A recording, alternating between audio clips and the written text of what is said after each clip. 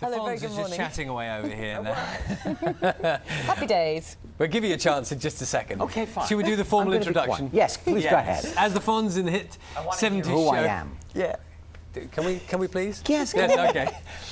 Henry Winkler's here. Anyway, we all know who he was and the Fonz and the happy days. Today's children, though, now know him for a slightly different reason. Yes, that's because Henry now regularly visits British children to teach them about dyslexia, a condition he has struggled with himself. Before we speak to him, it's tempting to speak to him now, let's take a look at a recent presentation at St Austin's School in Liverpool, where the actor brought a little bit of the Fonz back to life.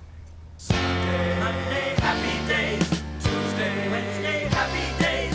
Thursday, Friday, happy days. Saturday, what a day. So, you know when I said I wanted to be an actor? I got on a show called Happy Days. Has anybody seen Happy Days? Anybody? For those of you, well, this is good. Why don't you kids over here have it? Can I just say for your birthday the DVD will work out for you? Anyway, I played a character who wore a leather jacket, who rode a motorcycle, and he sounds, you know, kind of like this, you know. He's the Fonz, called Arthur Fonzarelli, and he's the way he sounds. He talks like this, hey, how are you? And he uses the words like he reduced language to sound. So if I went, she's beautiful. Well, you can hear, Henry, the reaction from the kids you were talking to there. It is one of the best things I've ever done in my life, outside of my family, is to go into these classrooms, into the schools, and just be one-on-one with these kids. It's just, you know, there is no altruism. It's not like, oh, I'm doing a good thing, because I get so much out of it.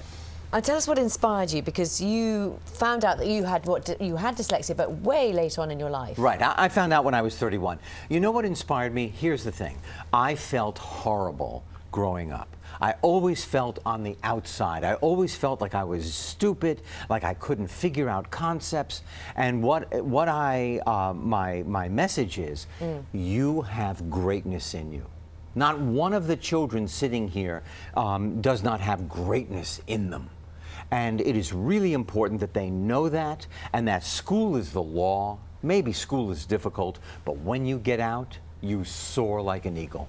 Do you take satisfaction from the knowledge that there is a great deal more recognition within the system now of those kind of learning difficulties than there was when you were at school? You know because what? it has changed a lot, hasn't it? It's changed. It's changing.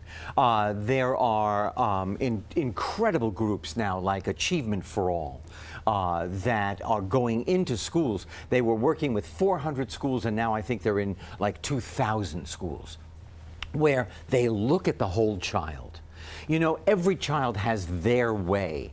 They have my way of learning.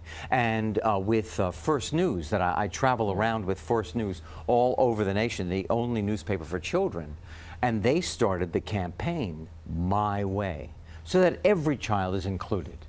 Which makes a real difference to children. Does. And do you see that difference even in when you're working with them as well? I was just in London and went to a school. There was a young man, lived right next to the school, could not show up on time, didn't do well at all. And then the head teacher hooked him up with the groundskeeper, and he started to garden.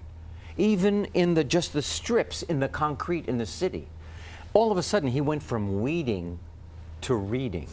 He showed up on time. He started to do really well in his class.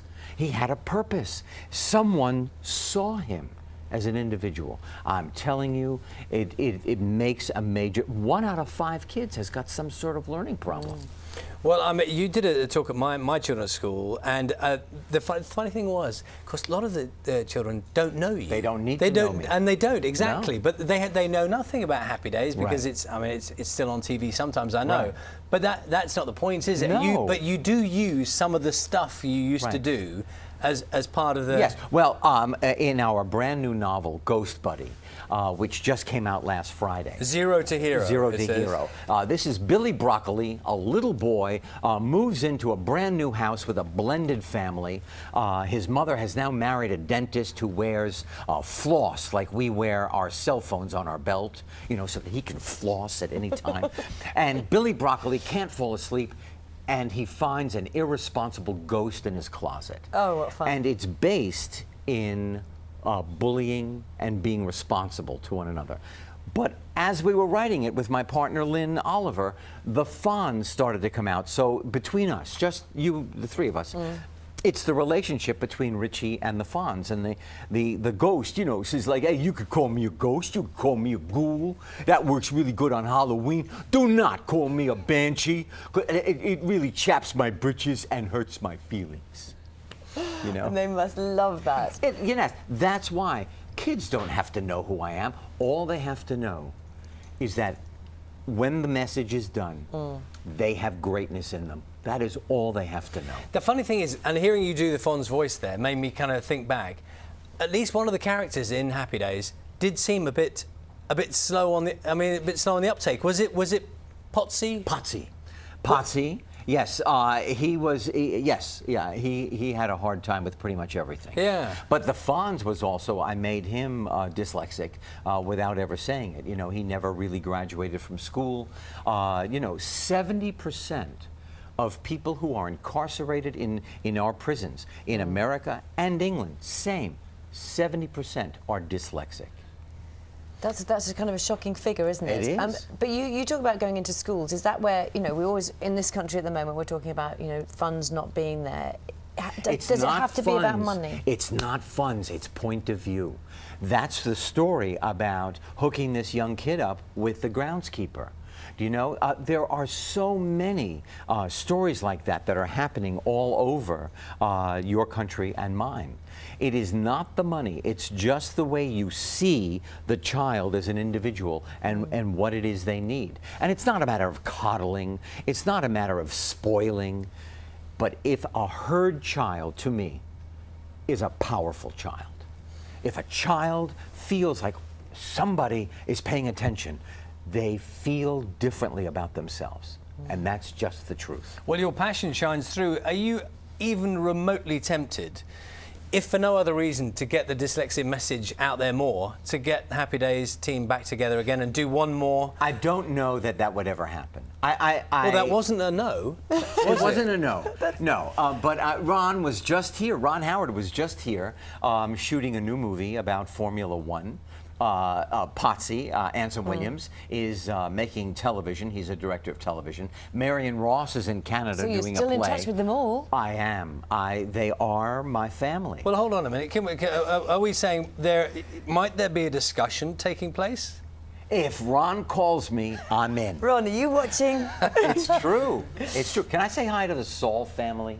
You know, thank you. Wait, do you want to explain that, or just? Yeah, they are good friends since 1983. They live in London, and I love them.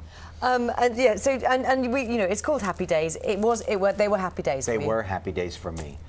My life, actually, the truth be told, started at 27 when I got Arthur Fonzarelli. Fantastic. It's lovely to meet you. You too. What a great conversation. Thank you so much Can I for just coming say in. Ghost Buddy again? Ghost Buddy, I yeah. have no pride whatsoever. I know you're I want you to visiting- buy it. I know you're visiting schools today as well, aren't you? I You're am, outbound. right here in Manchester. That's about it. Can I be in the next? Yeah, come on. Can I Over do here. that too? You can read this if you want. Okay, no, I Some can't of you have read. been in touch to ask what Zenka Frantlova's book was called.